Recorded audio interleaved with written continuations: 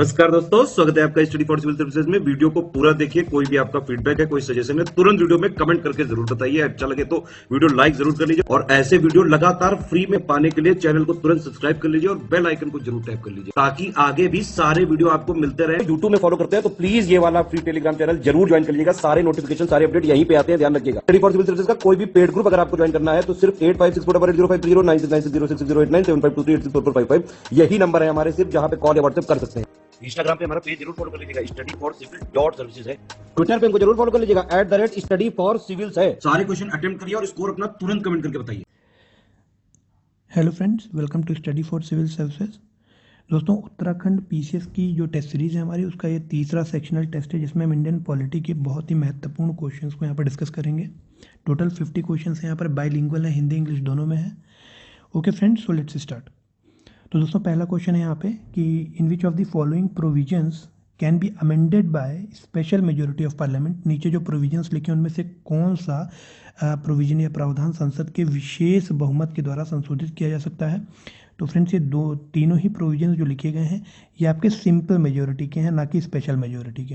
ठीक है, इन्हें साधारण बहुमत के ही द्वारा संशोधित किया जा सकता है। स्पेशल मेजोरिटी की आवश्यकता नहीं है, जिसमें आपके abolition, creation of legislative council in states हैं, कोरम पार्लियामेंट का है और privileges of parliament and its members हैं। ठीक है, तो इसका आंसर क्या होगा? D, none of the above. अगला क्वेश्चन है क्वेश्चन नंबर 2।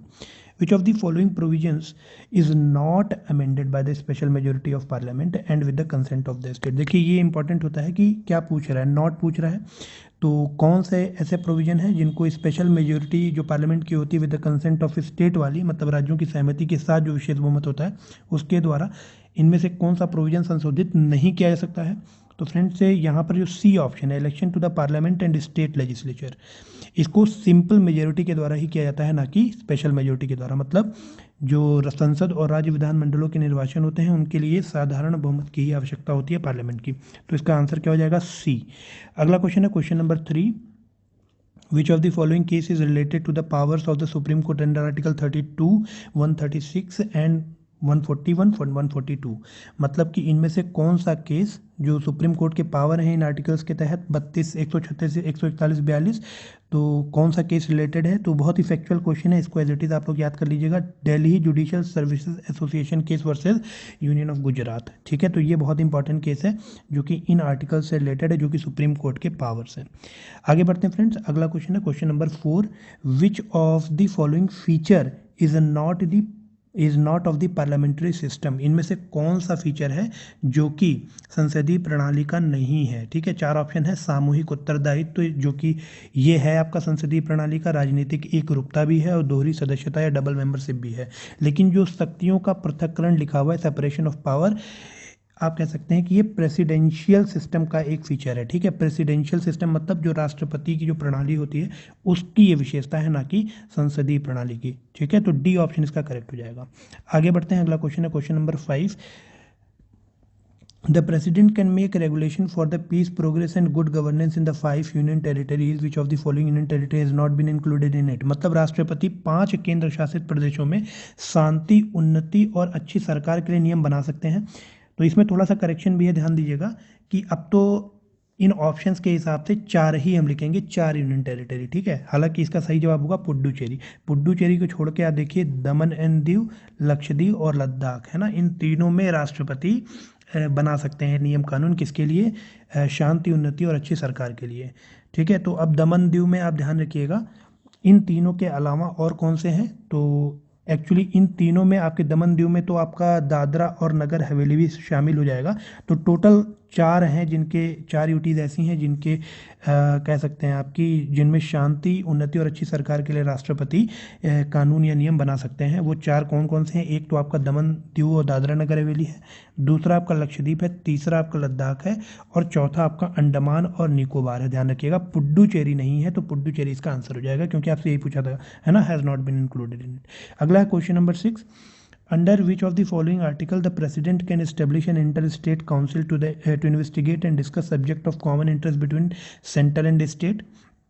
राज्यों के बीच जो सामूहिक महत्व के विषय होते हैं, है ना, जिनमें जांच व बहस के लिए अंतर्राज्यीय परिषद का गठन किया जाता है, तो राष्ट्रपति के द्वारा वो गठन किस अनुच्छेद की सहायता से किया जाता है। तो उसका आंसर हो जाएगा आर्टिकल 263, ध्यान रखिएगा। इस तरह से जो पहला अंतरराज्यीय परिषद गठित किया गया था 1990 में किया गया था, ठीक है। तो सी ऑप्शन इसका करेक्ट हो जाएगा। आगे बढ़ते हैं, अगला है question number 7, goods and service tax council, है ना। ये इनमें से किस अमेंडमेंट के द्वारा इस्टेब्लिश किया गया था, goods and service tax council? तो जो बी ऑप्शन है आपका 101वां अमेंडमेंट एक्ट 2016, है ना। 101वां जो संशोधन अधिनियम था 2016 में, इसके द्वारा goods and service tax council गठित किया गया था या ऑर्गेनाइज किया गया था। आगे बढ़ते हैं, अगला क्वेश्चन है question number 8, select the correct option related to the sentence given below. Article 356, 357 and 365 should be totally omitted। मतलब कि इनमें से किस आयोग का ये प्रस्ताव था, या आप कह सकते हैं इनमें से किसका ये प्रस्ताव था कि अनुच्छेद 356, 57 और 65 को पूरी तरह से हटा देना चाहिए? तो ध्यान रखिएगा, इसका आंसर होगा D, none of the above, क्योंकि ये जो रिकमेंडेशन था ये राजा मन्नार कमेटी का था, ठीक है। राजा मन्नार कमेटी, ध्यान रखिएगा, राजा मन्नार कमेटी। और ये तीनों ही जो अनुच्छेद हैं they deals with the provisions of president rule, जो राष्ट्रपति शासन होता है उससे रिलेटेड ये प्रोविजंस को डील करते हैं। राजा मन्नार कमेटी की ये रिकमेंडेशन थी कि ये तीनों ही आर्टिकल जो थे इनको पूरी तरह से हटा देना चाहिए, ठीक है। तो इसका आंसर हो जाएगा D, none of the above. आगे बढ़ते हैं, अगला क्वेश्चन है क्वेश्चन नंबर 9। करेक्ट ऑप्शन आपको चूज करना है, centre should consult the state before making a law on a subject of the concurrent list, है ना। समवर्ती सूची के विषय पर कानून बनाने से पहले केंद्र को राज्य से परामर्श करना चाहिए। ये रिकमेंडेशन किस कमेटी का था? तो ध्यान रखिएगा, सरकारिया जो आयोग था, सरकारिया कमीशन, उसने ये रिकमेंडेशन दिया था कि यदि केंद्र की एक समवर्ती सूची के किसी विषय पर कानून बनाना चाहता है तो उसको राज्यों से भी कंसल्ट कर लेना चाहिए कानून बनाने से पहले। ये रिकमेंडेशन था सरकारिया कमीशन का। आगे बढ़ते हैं, अगला क्वेश्चन है क्वेश्चन नंबर 10। देखिए, आप लोग क्वेश्चन को साइमल्टेनियसली अटेम्प्ट भी कर सकते हैं, कमेंट सेक्शन में आप आंसर लिखते चलिए, ठीक है, क्योंकि क्वेश्चन तो आपको पहले ही मिल जा रहा है।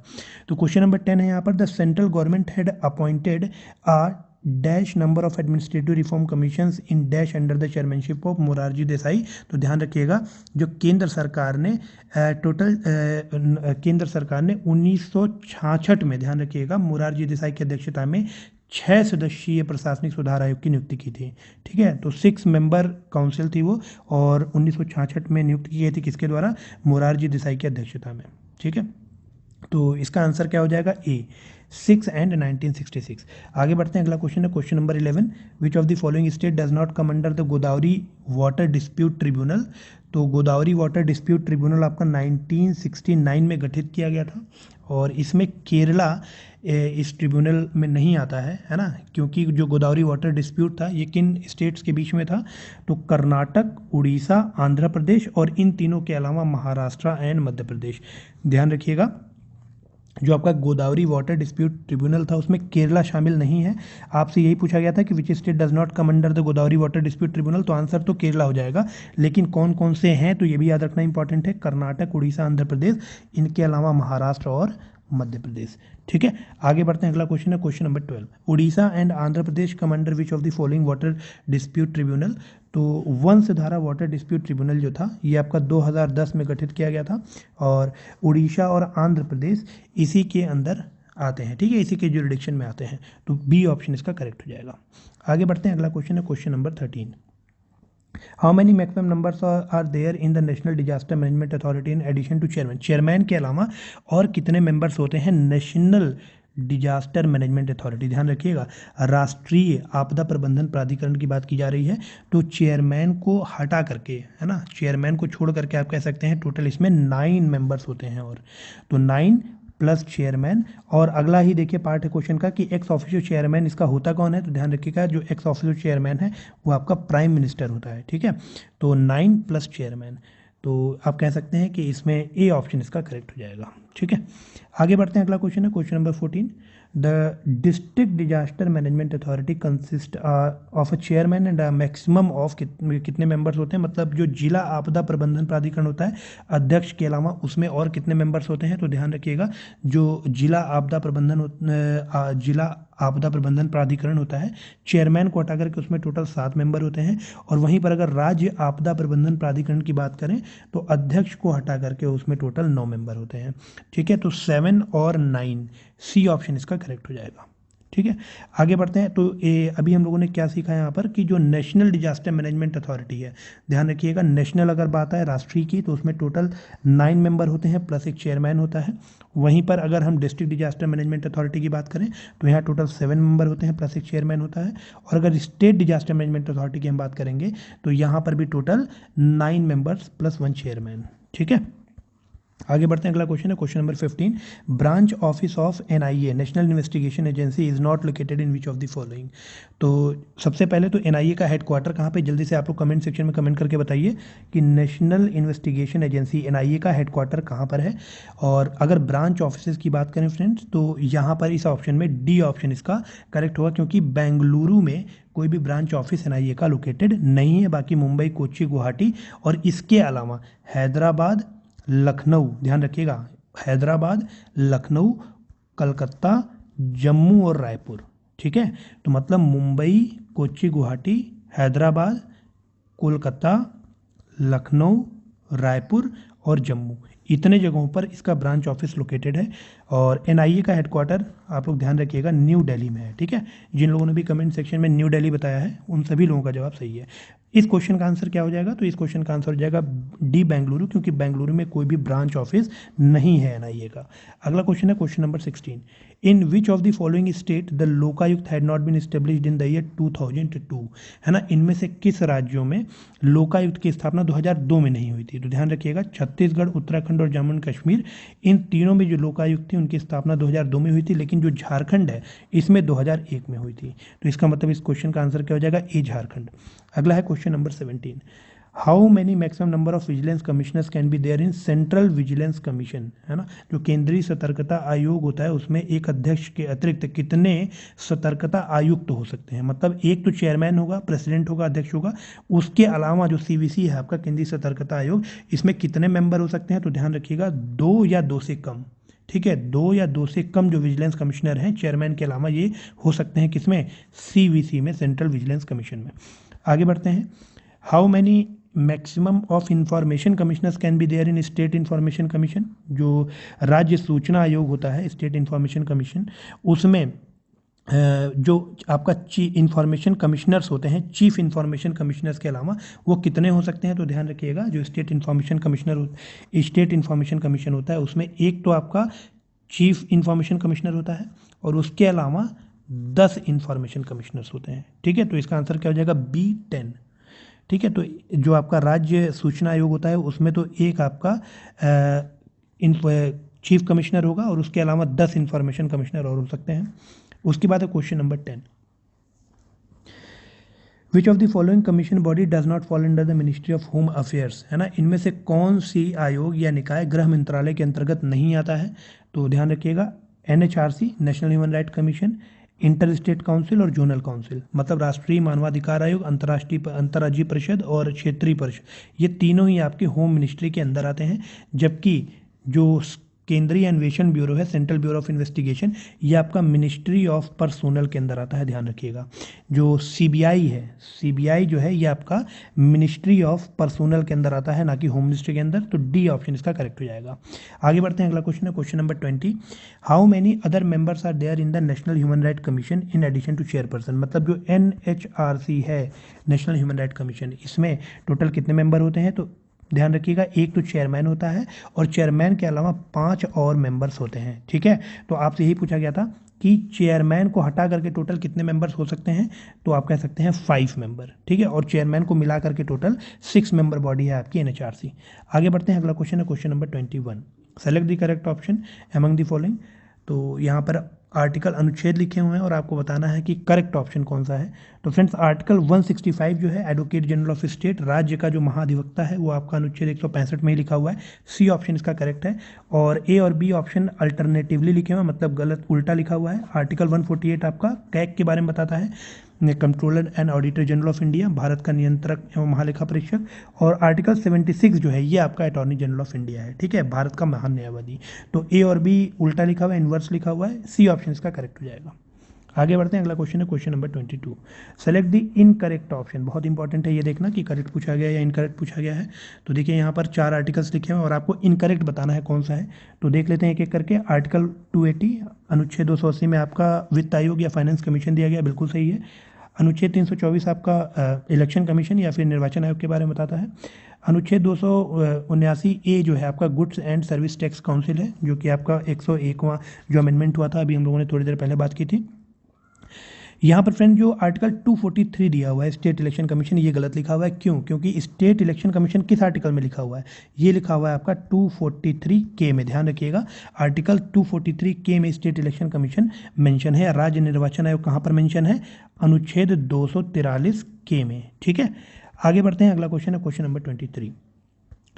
विच of the following body is not a statutory body, है ना, इनमें से कौन सा एक सांविधिक निकाय नहीं है? अब ध्यान रखिएगा, कोई भी ऐसी बॉडी अगर वो किसी एक्ट के द्वारा आई है, निकल के, है ना, किसी एक्ट से अगर कोई बॉडी बन के आई है तो उसे हम स्टैट्यूटरी बॉडी या फिर सांविधिक निकाय की संज्ञा देते हैं। तो इसमें अगर आप ध्यान से देखेंगे तो जो आपका national commission for schedule caste लिखा हुआ है यहाँ पर, ये आपका कॉन्स्टिट्यूशनल बॉडी है। कॉन्स्टिट्यूशन में मेंशन है ये कि ये एक संवैधानिक निकाय है, ना कि सांविधिक।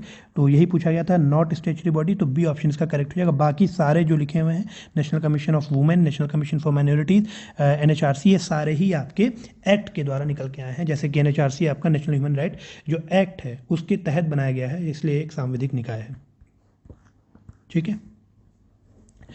उसके बाद फ्रेंड्स अगला क्वेश्चन, क्वेश्चन नंबर 24।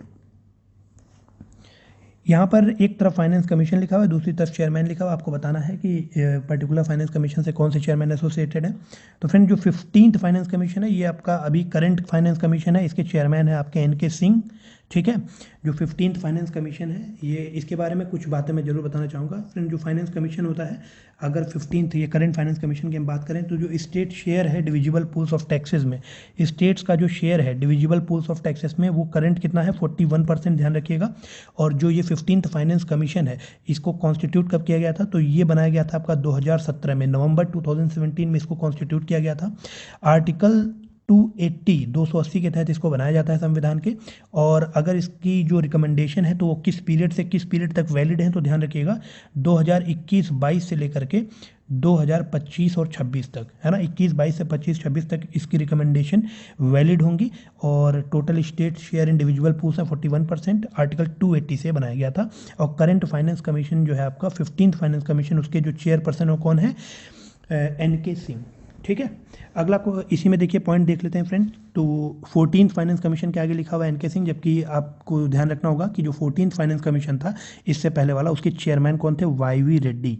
तो यहाँ मिला लेते हैं 14th का YV रेड्डी, 15th जो फाइनेंस कमीशन थे इनके चेयरमैन थे NK सिंह, और जो 13th फाइनेंस कमीशन था उसके चेयरमैन थे डॉक्टर विजय केलकर, ठीक है। तो सी ऑप्शन यहाँ पर करेक्टली मैच्ड है। बाकी 12th फाइनेंस कमीशन जो था उसके चेयरमैन थे डॉक्टर C रंगराजन, 12वें फाइनेंस कमीशन के। तो सी ऑप्शन केवल करेक्टली मैच्ड है और आपसे करेक्ट ही पूछा था, तो सी इसका करेक्ट आंसर हो जाएगा। अगला क्वेश्चन है question number 25। The executive of union territory of Andaman Nicobar islands comes under the judiciary of या जुरिडिक्चर ऑफ विच हाई कोर्ट। केंद्र शासित प्रदेश अंडमान निकोबार द्वीप समूह की जो कार्यपालिका है वो किस उच्च न्यायालय की न्यायपालिका के अंतर्गत आती है? तो ध्यान रखिएगा, कलकत्ता जो हाई कोर्ट है उसके जुरिडिक्शन के अंदर आपका union territory of Andaman and Nicobar island आता है, ठीक है। तो सी ऑप्शन इसका करेक्ट हो जाएगा। आगे बढ़ते हैं, अगला क्वेश्चन है क्वेश्चन नंबर 26। इनकरेक्ट ऑप्शन आपको चूज़ करना है। यहाँ पर 4 ऑप्शन दिए गए थे, तो बाकी सब सही लिखा हुआ है। 371A जो है special provision with respect to some states दिया गया है। आर्टिकल 371A में नागालैंड के बारे में, 371B में असम के बारे में, 371C में आपका मणिपुर के बारे में दिया गया है। लेकिन जो सिक्किम है, ध्यान रखिएगा, इसके लिए जो स्पेशल प्रोविजन लिखे हुए हैं वो 371F में लिखे हुए हैं, ठीक है। तो 371F जो है वो आपका सिक्किम से रिलेटेड है। और 371 जो G है, ध्यान रखिएगा, ये आपका मिजोरम से रिलेटेड है, ठीक है। तो 371G मिजोरम हो जाएगा, 371F सिक्किम हो जाएगा। बाकी तीनों यहाँ पर सही लिखे हुए हैं, तो इसका आंसर क्या हो जाएगा? D, क्योंकि ये इनकरेक्ट लिखा हुआ है, ठीक है। और आपसे इनकरेक्ट ही पूछा गया था। सिक्किम किस में होगा? 371F में। आगे देख लेते हैं। Under which of the following article the central university had been established in Andhra Pradesh. तो वही आंध्र प्रदेश के बारे में जैसे article 371A B C F G हमने देखा, उसी तरह आर्टिकल 371E जो है है ना, ये special provision with respect to Andhra Pradesh ensure करता है। तो आंध्र प्रदेश में जो सेंट्रल यूनिवर्सिटी इस्टेब्लिश की गई है वो किस आर्टिकल को यूज़ करके की गई, 371E को यूज़ करके की गई है, ठीक है।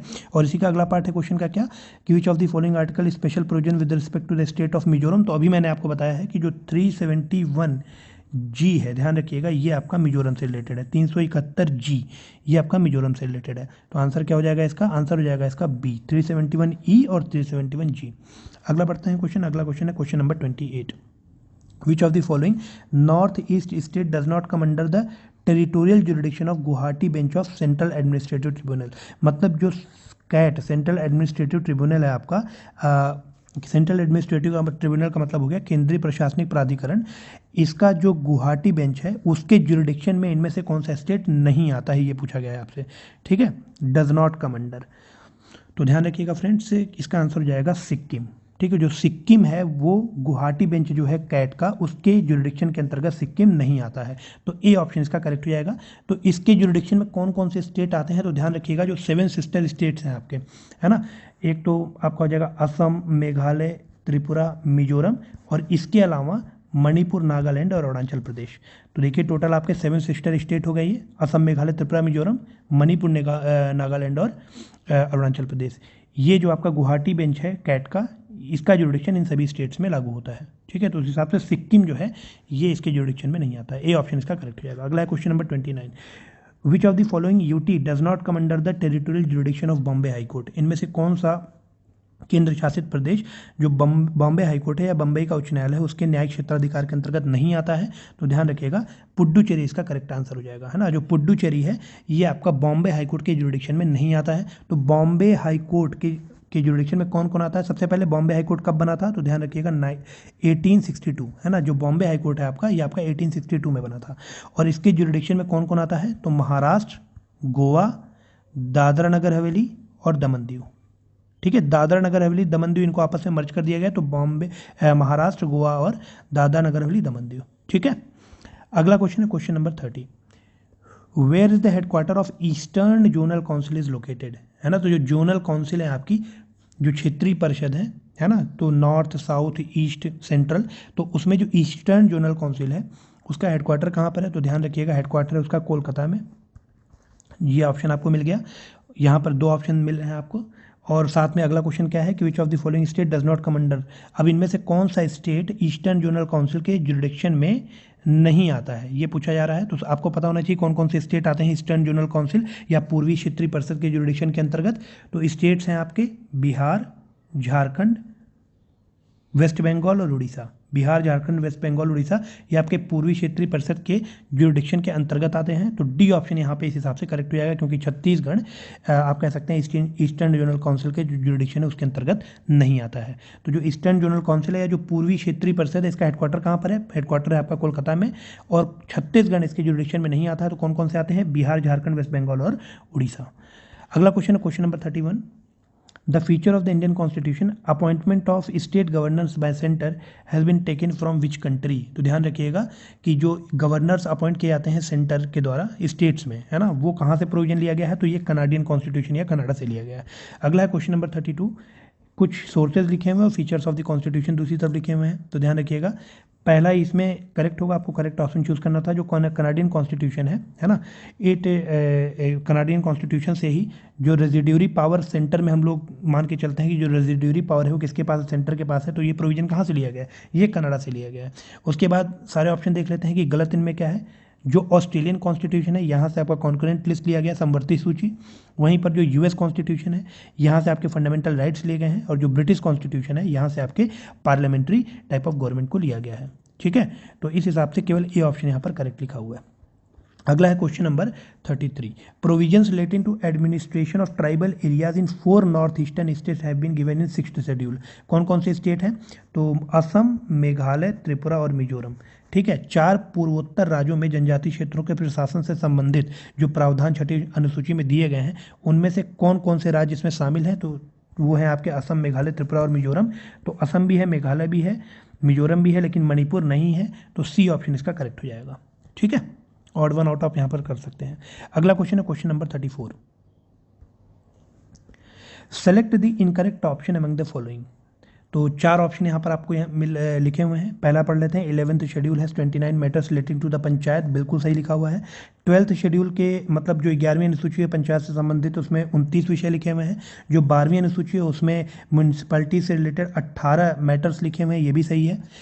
11th शेड्यूल जो है इसको 73rd अमेंडमेंट एक्ट 1992 के द्वारा ऐड किया गया था, ये भी सही है। लेकिन जो 12th शेड्यूल है 12वीं अनुसूची है उसे 74वें अमेंडमेंट एक्ट से तो ऐड किया गया था, लेकिन वो 1993 का नहीं था, वो कहाँ का कब का था, 1992 का था, ध्यान रखिएगा। ठीक है, तो जो 73rd और 74th अमेंडमेंट एक्ट है, मतलब 73वां संविधान संशोधन और जो 74वां संविधान संशोधन है, ये दोनों ही 1992 में हुआ था। तो इस हिसाब से देखिए चौथा ऑप्शन यहाँ पर गलत हो जाएगा और आपको इनकरेक्ट ऑप्शन ही यहाँ पर चूज करना था। तो डी ऑप्शन इसका इनकरेक्ट लिखा हुआ है। अगला क्वेश्चन है question number 35, which of the following language had not been added by the 71st amendment act of 1992 to the 8th schedule of the constitution of India. निम्नलिखित में से कौन सी भाषा 1992 के 71वें संशोधन अधिनियम द्वारा 8वीं अनुसूची में नहीं जोड़ी गई थी? तो कोंकणी को 71वें अमेंडमेंट के द्वारा ही जोड़ा गया था, मणिपुरी और नेपाली को भी 71वें अमेंडमेंट के द्वारा ही जोड़ा गया था। लेकिन ध्यान रखिएगा, बोडो, डोगरी, मैथिली और संथाली, ये 4 लैंग्वेज, इसमें देखिए मैथिली जो लिखा हुआ है यही इसका आंसर होगा, क्योंकि जो ये 4 लैंग्वेज है बोडो, डोगरी, मैथिली और संथाली, इन चारों को 92वां जो संशोधन अधिनियम हुआ था 2003 में, उसके द्वारा ऐड किया गया था। और ये 4 भाषाएं जुड़ने के बाद टोटल लैंग्वेज हो गई थी 22, ध्यान रखिएगा। ठीक है, तो 92nd constitution amendment act 2003 associated है बोडो, डोगरी, मैथिली, संथाली से। तो इस हिसाब से देखिए बी ऑप्शन इसका इनकरेक्ट हो जाएगा। आगे बढ़ते हैं, सेलेक्ट द इनकरेक्ट ऑप्शन, फिर आपको यहाँ पर ढूंढना है। 4 ऑप्शन दिए गए हैं। तो जो आर्टिकल 312 है ऑल इंडिया सर्विसेज या अखिल भारतीय सेवाएं मेंशन है, बिल्कुल सही है। आर्टिकल 315 में यूपीएससी है आपका, ये भी सही है। आर्टिकल 155 में आपके अपॉइंटमेंट ऑफ गवर्नर या फिर राज्यपाल की नियुक्ति है। लेकिन अगर बी ऑप्शन को आप पढ़ें आर्टिकल 356, तो ये फाइनेंशियल इमरजेंसी ना होकर के क्या है, कॉन्स्टिट्यूशनल इमरजेंसी, जो संवैधानिक एक आपातकाल लगता है, या फिर इसे ही हम लोग प्रेसिडेंट रूल के नाम से जानते हैं, राष्ट्रीय आपातकाल। ठीक है, राष्ट्रपति जो प्रेसिडेंट रूल होता है राष्ट्रपति शासन का, तो ये 356 से रिलेटेड है। जबकि अगर फाइनेंशियल इमरजेंसी की बात करें तो ये आपका आर्टिकल 360 में लिखा हुआ है। तो बी ऑप्शन यहाँ पर इनकरेक्ट हो जाएगा, इनकरेक्ट का ही आपको चयन करना था। आगे बढ़ते हैं, अगला 37, इनकरेक्ट ऑप्शन फिर से आपको ढूंढना है। 4 आर्टिकल यहाँ पर लिखे हुए हैं। आर्टिकल 18 में लिखा है एबॉलिशन ऑफ अनटचेबिलिटी, और यही इनकरेक्ट हो जाएगा। क्यों? क्योंकि आर्टिकल 18 क्या बताता है, एबॉलिशन ऑफ टाइटल। ध्यान रखिएगा, एबॉलिशन ऑफ अनटचेबिलिटी किस में दिया हुआ है, आर्टिकल 17 में। ध्यान से कमेंट सेक्शन में कमेंट करके बताइए कि कौन सा फंडामेंटल राइट है जो एब्सोल्यूट इन नेचर है, कौन सा फंडामेंटल राइट एब्सोल्यूट नेचर का है। जल्दी से कमेंट सेक्शन में कमेंट करके आप लोग बताइए। बाकी फ्रेंड्स, आर्टिकल 21A जो है ये आपका राइट टू एलिमेंट्री एजुकेशन है, बिल्कुल सही है। और जल्दी से कमेंट सेक्शन में एक और कमेंट कीजिएगा कि आर्टिकल 21A को किस अमेंडमेंट के द्वारा ऐड किया गया था, कौन से संवैधानिक संशोधन अधिनियम के द्वारा आर्टिकल 21A पार्ट 3 में ऐड किया गया था। ठीक है, फंडामेंटल राइट्स में कमेंट सेक्शन में कमेंट करके बताइए। उसके बाद आपका आर्टिकल 44 जो है ये आपका यूनिफॉर्म सिविल कोड है सिटीजन्स के लिए, जो कि आपका क्या है, DPSP है। ठीक है, जो नीति निर्देशक तत्व हैं वो है आपका आर्टिकल 44। और जो आर्टिकल 51A है ये आपका फंडामेंटल ड्यूटी है। ध्यान रखिएगा, आर्टिकल 51A फंडामेंटल ड्यूटी, जो कि किस पार्ट में है, पार्ट 4A में दिया गया है। ठीक है, पार्ट 4A में फंडामेंटल ड्यूटीज लिखी हुई हैं। आर्टिकल है आपका 51A, और 42nd अमेंडमेंट एक्ट 1976 के द्वारा ये आर्टिकल 51A ऐड किया गया था। और ये किसकी रिकमेंडेशन पे ऐड किया गया था कॉन्स्टिट्यूशन में, तो ध्यान रखिएगा, स्वर्ण सिंह कमेटी की जो रिपोर्ट आई थी उसके रिकमेंडेशन के अनुसार पार्ट 4A और अनुच्छेद 51A को संविधान में जोड़ा गया था 42वें संविधान संशोधन 1976 के द्वारा। अभी एक क्वेश्चन मैंने आपसे पूछा था कि आर्टिकल 21A किस संशोधन अधिनियम के द्वारा ऐड किया गया था, तो ध्यान रखिएगा 86th कॉन्स्टिट्यूशनल अमेंडमेंट एक्ट था आपका, ये हुआ था 2002 में। ठीक है, तो 86वां जो संवैधानिक संशोधन अधिनियम 2002 में हुआ था उसके द्वारा 21A को ऐड किया गया था कॉन्स्टिट्यूशन में। आगे बढ़ते हैं फ्रेंड्स, अगला क्वेश्चन है, देखिए फिर पार्ट से ही रिलेटेड है। क्वेश्चन नंबर 38, आपको इनकरेक्ट ऑप्शन का चूज़ करना था, तो बहुत ही आसान है इसको चूज़ करना। ये जो सी ऑप्शन लिखा है यही गलत लिखा हुआ है। क्यों? क्योंकि जो पार्ट 7 है इट इज़ रिपील्ड, ध्यान रखिएगा, it is repealed by the parliament by 7th constitution amendment act 1956। जो 7वां कॉन्स्टिट्यूशन अमेंडमेंट एक्ट हुआ था 1956 में, उसके द्वारा पार्ट 7 को रिपील कर दिया गया। तो सी ऑप्शन इसका इनकरेक्ट हो जाएगा। तो देख लेते हैं यूनियन टेरिटरी फिर किस ऑप्शन में आना चाहिए, तो ध्यान रखिएगा जो यूनियन टेरिटरीज हैं, है ना, ये आपके एसोसिएटेड है पार्ट 8 से। पार्ट 8 में दी गई हैं यूनियन टेरिटरीज। तो एक बार एक आप क्लोज लुक ले लीजिए। देखिए आपका जो पार्ट 3 है फंडामेंटल राइट है, जो 4A है आपका, ये आपको पता है क्या है, ये आप पार्ट 4 जो है आपका, ये आपका DPSP है ना। और जो उसके बाद जो आपका पार्ट 4A है, ये क्या है, ये आपकी फंडामेंटल ड्यूटीज़ हैं। उसके बाद फ्रेंड जो पार्ट 5 है आपका, ध्यान रखिएगा, ये आपका है यूनियन। पार्ट 6 हो जाएंगे स्टेट्स। पार्ट 7 जो है आपका, ये रिपील हो चुका है किसके द्वारा, 7वें संवैधानिक संशोधन अधिनियम 1956 के द्वारा। पार्ट 7 के बाद पार्ट 8 मैंने बताया क्या है, यूनियन टेरिटरी। पार्ट जो 9 है, ध्यान रखिएगा फ्रेंड्स, वो है पंचायत। 9A हैं ये म्यूनिसिपैलिटीज़ हैं, और 9B ये आपकी हैं कोऑपरेटिव सोसाइटी। तो ये एटलीस्ट इतना आप लोग याद रखिए, एग्जाम में हमेशा ऐसे क्वेश्चन यहाँ से आते हैं। अगला क्वेश्चन है क्वेश्चन नंबर 39। करेक्ट ऑप्शन आपको चूज करना है इस सेंटेंस के according. The act had increase the number of Lok Sabha seats from 525 से 545। मतलब लोकसभा की जो सीट थी 525 से 545 किस एक्ट के द्वारा, किस संशोधन के द्वारा की गई थी, तो ध्यान रखिएगा 31st कॉन्स्टिट्यूशन अमेंडमेंट एक्ट 1972 के द्वारा जो लोकसभा की सीटें थी उसे 525 से 545 कर दिया गया था। अगला क्वेश्चन है question number 40। The act had placed the dispute relating to the president, vice president, prime minister, लोक सभा speaker beyond the scope of judiciary। मतलब किस एक्ट ने, मतलब अगर कोई डिस्प्यूट आता है president, vice president, prime minister, Lok Sabha speaker के से रिलेटेड, तो उसको जुडिशियल रिव्यू के बाहर कर दिया था किस एक्ट के द्वारा।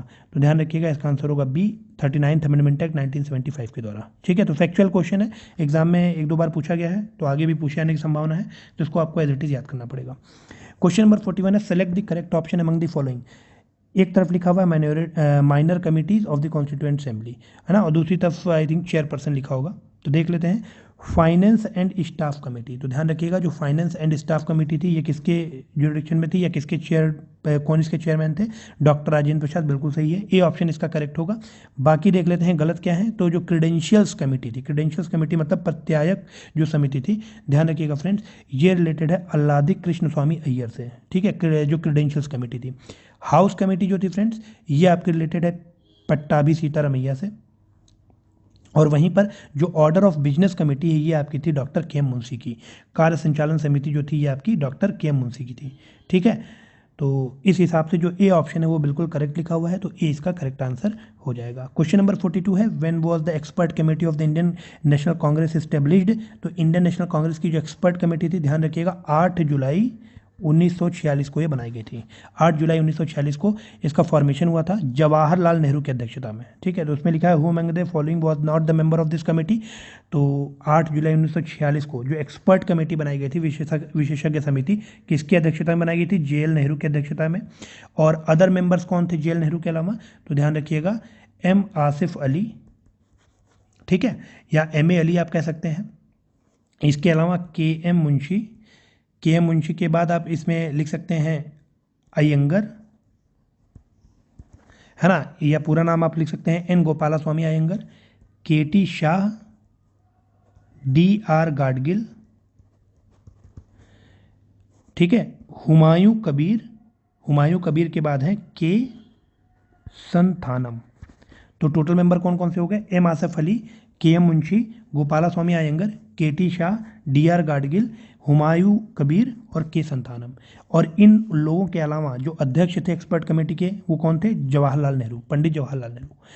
ठीक है, तो इस हिसाब से कौन मेंबर नहीं है, टी.टी. कृष्णामाचारी इसके मेंबर नहीं है, तो ए ऑप्शन इसका करेक्ट हो जाएगा। आगे बढ़ते हैं, अगला क्वेश्चन है क्वेश्चन नंबर 43। इनकरेक्ट ऑप्शन आपको चूज करना था related to the first cabinet of free India 1947। जो पहली कैबिनेट बनाई गई थी फ्री इंडिया की 1947 में, उसमें कौन सी मिनिस्ट्री किसके अंडर में थी, ये आपको एक्चुअली मैच करना है। तो डॉक्टर जॉन मथाई के अंडर में आपका रेलवे एंड ट्रांसपोर्ट मिनिस्ट्री थी, बिल्कुल सही है। R.K. शंगमुगम चेट्टी जो थे ये आपके इनके अंडर में फाइनेंस मिनिस्ट्री थी। वहीं पर जो सरदार बलदेव सिंह थे, ध्यान रखिएगा, इनके अंडर में इंडस्ट्रीज और सप्लाई नहीं था, तो क्या था, इनके अंडर में था डिफेंस मिनिस्ट्री। जो डिफेंस मिनिस्ट्री थी ये आप ध्यान रखिएगा सरदार बलदेव सिंह के अंडर में थी। ठीक है, बाकी रफ़ी अहमद किदवई के अंडर में कम्युनिकेशन था। इसके अलावा कुछ और इंपॉर्टेंट है, जैसे अगर हेल्थ की बात करें, जो हेल्थ मिनिस्ट्री थी ये किसके अंडर में थी, तो ध्यान रखिएगा राजकुमारी अमृत कौर, ठीक है, राजकुमारी अमृत कौर के अंडर में हेल्थ मिनिस्ट्री थी। अगर इंडस्ट्री और सप्लाई की बात करें जो यहाँ पर लिखा था, तो इंडस्ट्री और सप्लाई मिनिस्ट्री किसके अंडर में थी? ये सरदार बलदेव सिंह के अंडर में ना होकर के किसके अंडर में थी? डॉक्टर श्यामा प्रसाद मुखर्जी। ठीक है, डॉक्टर श्यामा प्रसाद मुखर्जी। और इसके अलावा जो कॉमर्स इंडस्ट्री थी ये आपकी थी C.H. भाभा के नेतृत्व में, और जो फूड एंड एग्रीकल्चरल मिनिस्ट्री थी ये आपकी थी डॉक्टर राजेंद्र प्रसाद के अंडर में।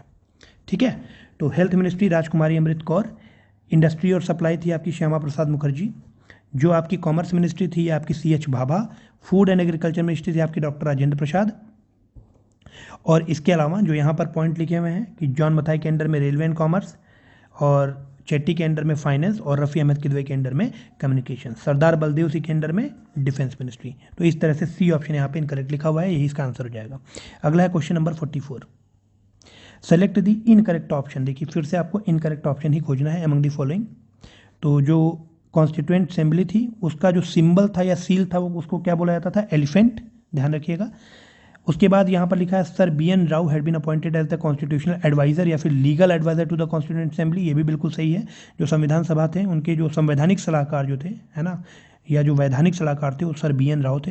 ये सी ऑप्शन भी करेक्ट लिखा हुआ है।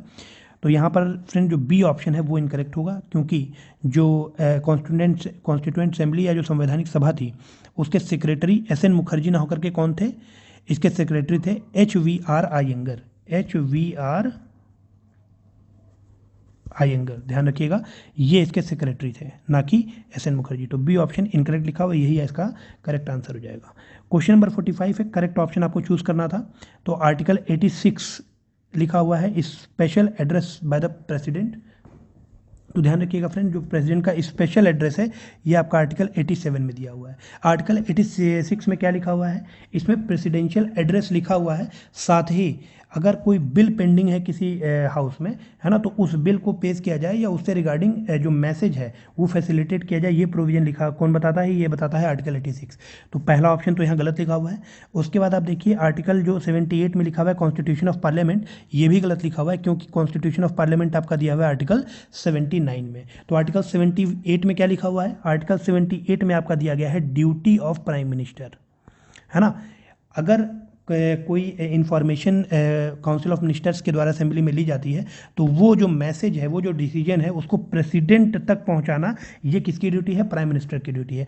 साथ ही साथ अगर जो प्रेसिडेंट हैं वो कोई इंफॉर्मेशन फर्निश करना चाहते हैं with respect to the affairs of the administration, तो ये भी प्राइम मिनिस्टर की ड्यूटी है, जो कि आर्टिकल 78 में लिखी हुई है, प्रेसिडेंट तक उसको पहुंचाना। या फिर अगर कोई डिसीजन किसी मिनिस्टर ने लिया है और उसको हाउस के द्वारा कंसिडर नहीं किया जा रहा है, तो ये भी प्राइम मिनिस्टर की ड्यूटी है कि उसको प्रेसिडेंट तक वो इन्फॉर्मेशन पहुंचाई जाए। तो यहाँ पर बेसिकली आर्टिकल 78 में ड्यूटीज ऑफ प्राइम मिनिस्टर लिखा हुआ है, ना कि कॉन्स्टिट्यूशन ऑफ पार्लियामेंट। तो ये आपका कॉन्स्टिट्यूशन ऑफ पार्लियामेंट लिखा हुआ है आर्टिकल 79 में।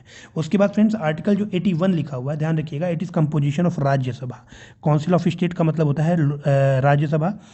आर्टिकल 81 में जो है it is the constitution of Lok Sabha. ठीक है, कंपोजिशन ऑफ राज्यसभा ना होकर के कंपोजिशन ऑफ लोकसभा होना चाहिए था यहाँ पे, तो ये भी गलत है। तो इस हिसाब से जो करेक्ट ऑप्शन होगा वो क्या होगा? आर्टिकल 83। आर्टिकल 83 आपको क्या बताता है? Duration of the house of parliament. ठीक है, तो डी ऑप्शन इसका करेक्ट हो जाएगा। अगला है क्वेश्चन नंबर 46। एक तरफ आपका स्टेट लिखा हुआ है, दूसरी तरफ number of seats in Rajya Sabha. तो आंध्र प्रदेश, गुजरात और मध्य प्रदेश, इन तीनों के ही जो राज्यसभा में सीट्स हैं 11 हैं, लेकिन जो कर्नाटक है उसकी कितनी सीट्स हैं? 12 सीट्स हैं। तो ए ऑप्शन यहाँ पर इनकरेक्ट हो जाएगा। आगे बढ़ते हैं, अगला क्वेश्चन है question number 47। When was the public account committee established? जो लोक लेखा समिति थी उसकी स्थापना कब हुई थी? तो लोक लेखा समिति की स्थापना ध्यान रखिएगा 1921 में हुई थी। ठीक है, और how many members of the Rajya Sabha are there in this committee? तो टोटल इस कमेटी में ध्यान रखिएगा फ्रेंड, जो पब्लिक अकाउंट कमेटी है, पैक है आपका, इसमें टोटल 22 मेंबर हैं, जिसमें 15 मेंबर हैं लोकसभा के और 7 मेंबर हैं राज्यसभा के। तो क्वेश्चन के हिसाब से जो आंसर हो जाएगा सी हो जाएगा, क्योंकि इसमें केवल राज्यसभा के मेंबर्स पूछे गए थे। Question number 48। When was the committee on public undertaking? मतलब जो PSUs कमेटी है ये कब इस्टेब्लिश की गई थी? तो PSUs कमेटी का इस्टेब्लिशमेंट होना 1964 में। ध्यान रखिएगा, इसमें टोटल पहले 15 मेंबर थे। How many members were there in this committee originally? तो ओरिजिनली तो इसमें 15 मेंबर थे जब 1964 में इसका फॉर्मेशन हुआ था। और इस 15 में 10 लोकसभा के थे और 5 राज्यसभा के थे। लेकिन ध्यान रखिएगा 1974 में, 1974 में ये टोटल नंबर ऑफ मेंबर्स जो थे पीएससी उस कमेटी में वो बढ़ के कितने हो गए थे, 22 हो गए थे। और फिर 22 मेंबर्स में जो लोकसभा के मेंबर्स थे वो थे 15 और राज्यसभा के मेंबर्स 7 थे। ठीक है, तो ध्यान रखिएगा ये चेंज इंपॉर्टेंट है कि 1964 में ओरिजिनली टोटल इसमें 15 मेंबर थे, 10 लोकसभा 5 राज्यसभा, लेकिन 1974 में ये 15 मेंबर से बढ़ के 22 मेंबर कमेटी हो गई थी, 22 मेंबर कमेटी, जिसमें 15 मेंबर लोकसभा के थे और 7 मेंबर राज्यसभा के थे। अगला क्वेश्चन है question number 49। Which of the following article ensure the appellate jurisdiction of Supreme Court in criminal cases? तो ध्यान रखिएगा appellate jurisdiction of Supreme Court in criminal cases ensure किया जाता है आर्टिकल 134 के द्वारा, है ना। किस अनुच्छेद के माध्यम से आपराधिक मामलों में सर्वोच्च न्यायालय के अपीली क्षेत्राधिकार को सुनिश्चित किया जाता है? तो इसका आंसर हो जाएगा आर्टिकल 134। इसके साथ ही साथ जो आर्टिकल 133 है, ध्यान रखिएगा, it is the appellate jurisdiction of supreme court in civil matters, है ना। Appellate jurisdiction of supreme court in civil matters. उसके बाद जो आर्टिकल 132 लिखा हुआ है ये क्या है, appellate jurisdiction of supreme court in constitutional matter. बहुत इंपॉर्टेंट है, एपिलेट ज्यूरिडिक्शन जो होता है सर्वोच्च न्यायालय का, सुप्रीम कोर्ट का कॉन्स्टिट्यूशनल मैटर में, उसको किस आर्टिकल के तहत देखा जाता है, आर्टिकल 132 के तहत। तो 132 कॉन्स्टिट्यूशनल मैटर, 134 क्रिमिनल मैटर और 133 सिविल मैटर। ठीक है, आंसर क्या हो जाएगा इसका, आंसर हो जाएगा बी। अगला है लास्ट क्वेश्चन है जो कि आज का question number 50। Select the incorrect option among the following. North east state लिखा हुआ है और number of seats in legislative assembly, जो विधानसभाओं में इनकी सीट्स हैं वो लिखी हुई हैं।